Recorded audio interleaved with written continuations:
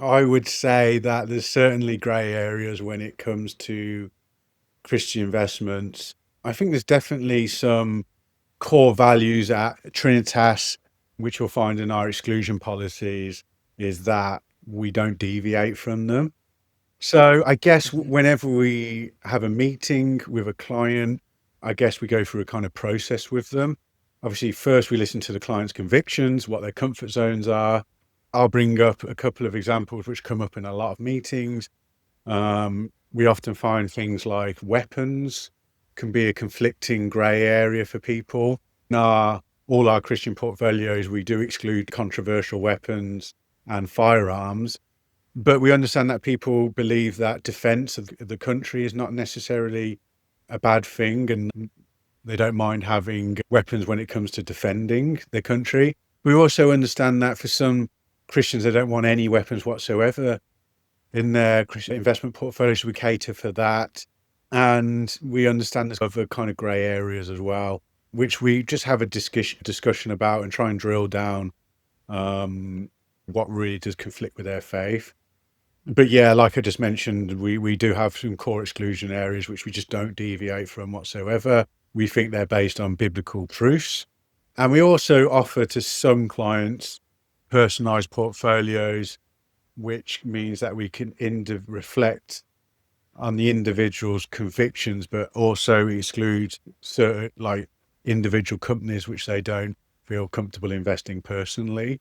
That can mean that someone had a bad experience with a company and they don't want to Yeah. invest their money in it. Because again, just to remind your listeners, like when you do have your pension or investments and you're investing your money, then you are a part owner of the companies that you're investing into.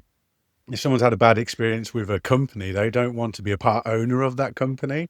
I see. We want to make sure that we reflect the individual's convictions on that.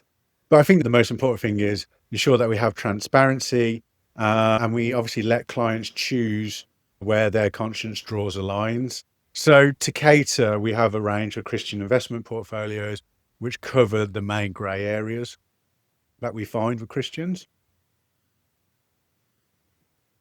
Okay, cool. That's quite useful for anyone who's worried about those grey areas. And then looking at your role in, say, Trinitas compared to when you said earlier, where you worked in more secular firms, what would you say have been the advantages and disadvantages of either approach?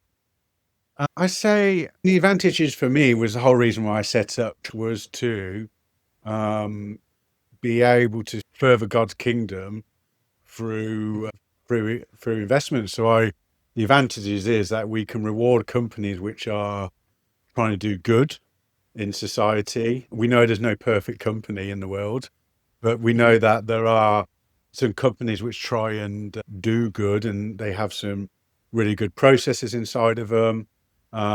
So yeah, I think the advantages are that, yeah, that I can then sleep comfortably at night knowing that I'm trying to do my best um, for the kingdom and also for my clients, knowing that they have peace of mind, knowing that their pensions and investments are not invested into companies which completely contradict their values. So yes, the advantage is we're not funding things like gambling. We're not funding abortion. We're not funding the adult entertainment industry. I don't really see disadvantages to that personally. I guess that is that as Christians, I'm more likely to be persecuted in the sense of and mocked for what I'm doing. It's Mhm. all to do with the glory of God. I've got thick skin, and I know that some of the, I would say, exclusion policies that I have do conflict with the secular world. I know things around Mhm. pro-life is definitely conflicts with the secular world. But to say that I've had interest from people who aren't Christian but just want to invest ethically, and they're happy with our exclusion policies, and they understand that one or two areas may conflict with it, but in a whole, that Mhm. it does align with a lot of their faiths and beliefs. So essentially, we're not just, I know that it's very much centered around Jesus, but we often find that people who just are rooted in Christian values, that certainly the investment portfolios do align with a lot of what they're looking for. compared to the secular world. Yeah, I just think there's lots of advantages to me for what I'm doing, and yeah, I'm just kind of doing the best I can for furthering God's kingdom, shining a light on it, and improving the way that we can invest our money. Brilliant. And do you see the, let's say, Christian wealth management space really growing in the UK? I know we've spoken a bit about it being quite big in the US, but just wondering if you think that that can translate to the UK, and if so, what have been kind of the, I don't know, biggest blockers so far? I hope there is. I hope that there's a growing space in here. I'm trying to. I think that we're pioneering what we're doing. I don't think there's anyone else in the UK which has got as much doing what we're doing when it comes to Christian investments. So yes, I hope so, because the more people that do it, the more money going into God's kingdom. This isn't about me. It's not about my success. It's about God at the end of the day. I Hmm. know there are Christian advisors in the UK, but they're quite restricted when it comes to investing clients' money in a Christian way. And they can invest in a typical ethical fund, but I've got enough experience in the industry when you lift the bonnet of these ethical funds that they definitely don't hold up to true Christian ethics. So for me, I hope the space grows. I hope I can bring that Trinitas is a success, that it can pioneer and reach out into the Christian community. I hope that we can help educate Christians, and I hope it shakes us all up and awakens us that there is a proposition out there, what I'm doing, that now you can invest in line with your values.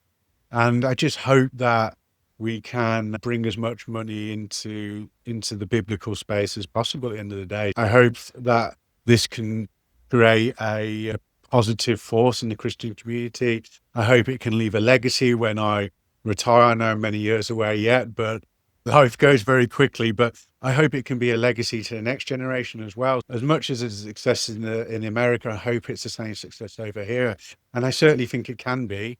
You just got to be willing to put the effort in, and you've got to be willing to um, have the drive to do it at the end of the day. So it took me a long time to get to where I am, but really God's grace obviously is where that I'm here and where I am. But I think there's definitely needs to be more education, and definitely needs to be more people doing what I'm doing over here. And just quickly, I would say you're young as well. The Christian faith is definitely growing in the youth at the moment. With Hmm. the research I've been doing, that in all denominations, the faith growing here in the UK and Europe and America. So that's an encouraging signs. And I still think there's a large base of Christians still in the UK which go to church regularly and are looking to and are interested in investing ethically and making sure their money is in line with their ethics as well. Yeah, I definitely think so. That's definitely a growing trend, as you said, amongst the youth in the UK and I think globally as well. And just touching on the kind of financial education aspect you briefly mentioned, what do you think can be done to, I guess, number one, increase financial education more broadly in the UK, especially amongst the youth? And two, what about also aligning that financial education with biblical values? I would definitely say absolutely there needs to be more education in the UK. I think that lacks biblical access to biblical financial education over here. I can't remember many sermons I've been to in church and people are talking about money, finance, and investing. So for me and Trinitas, we're on a mission to kind of change, number one, change the perception of money within the Christian community, but also the investment space as well, but also education, and how we can use our money in a godly way, how we can further God's kingdom in a godly way, but also how you can plan your goals, aims, and aspirations in life using money, but in a godly way as well. So I certainly think, I mean, that we should be talking more in churches, in faith-based Mhm. groups and workshops, etc., about biblical stewardship, budgeting, investing in line with faith, and just money and what the Bible teaches us about that. But I'd also caveat that with being careful what you say. You don't want to be liable for giving advice to people. Mhm. So there's a fine line between education, if you're not an authorised financial advisor. Yeah, there's a fine line between education, but also talking about it biblically. So we would love to partner with churches, charities, online platforms to help deliver education biblically in a more practical and understandable way for Christians. Yeah, that we're looking to do that really.